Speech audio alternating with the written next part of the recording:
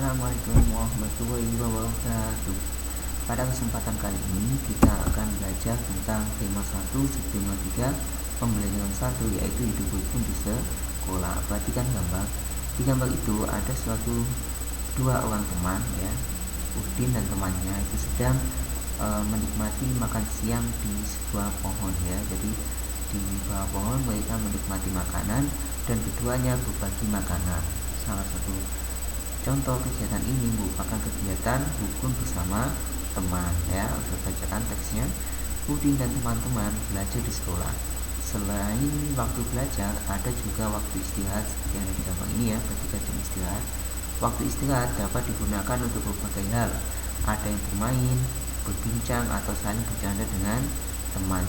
Ini ada dua kegiatan. Yang pertama ada dua orang teman yang sedang ngobrol atau berbicara dengan temannya. Yang kedua ada dua teman lainnya, yaitu sedang menikmati makan siang di bawah pohon yang rindang, ya. Udin dan Beni beristirahat di bawah pohon rindang. Jadi pohon rindang itu artinya adalah pohon yang banyak memiliki dedaunan. Mereka menikmati bekal makanan dari rumah bersama-sama, ya. Jadi ini adalah kegiatan yang menunjukkan hidup rukun di sekolah, ya. Kita lanjutkan, yaitu mengenal kalimat perintah. Perhatikan. Nah, jadi ini adalah teks kita belajar tentang kalimat perintah. Perhatikan percakapan berikut. Bagilah bekalmu ini, ya. Bagilah bekalmu dengan teman-temanmu, ya, Di. Baik Bu, mengapa kita sebaiknya berbagi dengan teman Bu? Berbagi menunjukkan sikap rukun. Bawalah tempat bekalmu kembali, ya. Jadi ini adalah orang tua Udin atau ibunya Udin berpesan kepada Udin bahwa nanti makanannya diminta untuk berbagi dengan teman, ya. Kata perintah di sini contohnya adalah bagilah bekalmu dengan teman-teman, ya, Din. Kata bagilah merupakan kalimat perintah. Kalimat perintah juga ditandai dengan tanda seru yang di belakang kalimat tersebut, ya. Ada juga kalimat perintah berikutnya, yaitu bawalah tempat bekalmu kembali, ya. Bawalah itu juga termasuk kata perintah, ya. Jadi ini adalah kalimat perintah dengan menggunakan kata bawalah, ya. Di sini juga ada, di samping ini ada suatu kegiatan belajar di kelas, ya, di mana sang guru menyampaikan masuklah ke kelas dengan tertib. Kata masuklah merupakan menunjukkan kalimat perintah dan ditandai dengan tanda seru, ya. Jadi ini adalah menunjukkan kalimat perintah. Di sini ada beberapa kalimat lumpang atau kalimat yang kosongnya yang kita bisa isi dengan menggunakan beberapa kalimat perintah, ya. Coba ini kalian perhatikan, ya. Kalian bisa mencobanya dulu. Silakan dicoba, ya. Di sini kalau kita lihat bla bla bla ke kelas setelah bel berbunyi. Bagi apa yang cocok? Yaitu masuklah ke kelas setelah bel berbunyi, ya. Jadi itu kalimat perintahnya. Yang kedua, kebersihan kelas. Bagi apa yang cocok untuk kalimat perintahnya? Ya, jagalah kebersihan kelas, ya. Yang ketiga, pintu setelah masuk ke dalam ruangan. Kira-kira yang cocok apa? Tutuplah pintu setelah masuk ke dalam ruangan. Benar, ya. Jangan lupa nanti ditulis di bukunya masing-masing, ya. Yang keempat, titik buku-buku dirak agar tertata rapi. Yang cocok, tatalah buku-buku dirak agar terlihat rapi. Dan yang kelima, sampah pada tempatnya. Buanglah sampah pada tepatnya.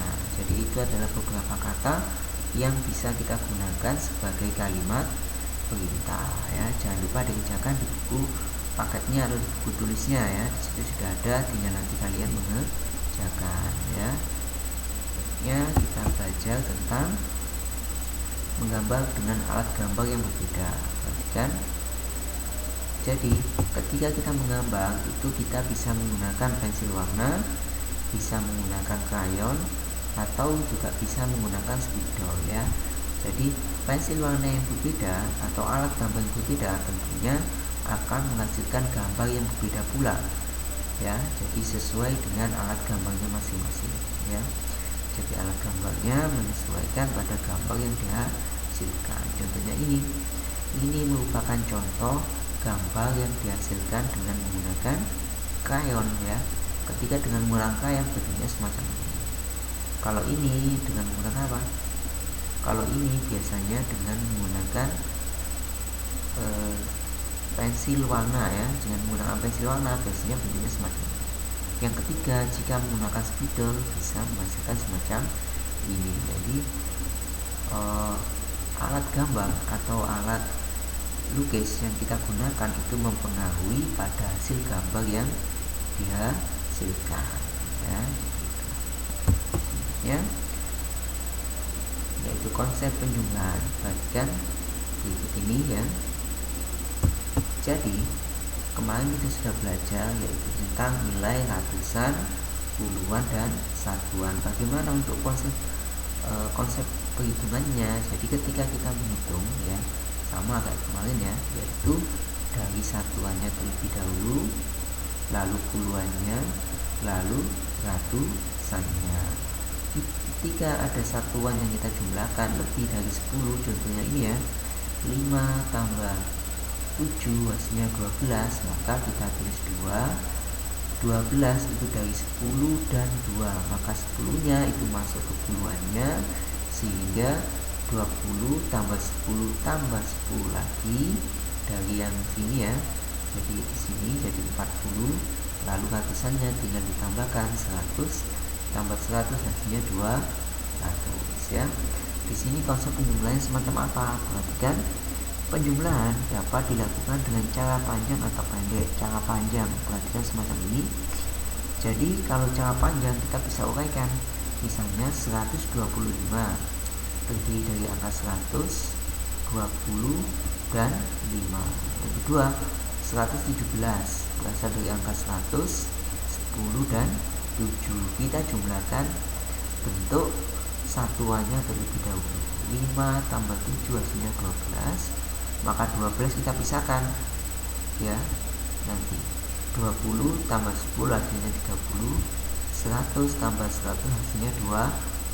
Setelah dapat semacam ini kita pisahkan ya, 200 tetap, 30 tetap, 12 kita pisahkan. 12 itu 10 sama 2 ya, jadi kita pisahkan ya. Setelah itu 200 nya tetap 200, 30 nya kita tambahkan 10 karena sama-sama puluhannya. 30 tambah 10 hasilnya 40, dan selanjutnya 2 nya ikut. Maka kalau kita jumlahkan hasilnya 242 ya. Jadi semacam ini langkahnya ya. Kalian bisa amati, nanti kalian bisa pelajari lagi ya. Jadi ratusannya dipisah, puluhannya dipisah, satuannya dipisah. Paham ya? Silakan bisa dilakukan ya. Diamati, nanti bisa dipraktikkan.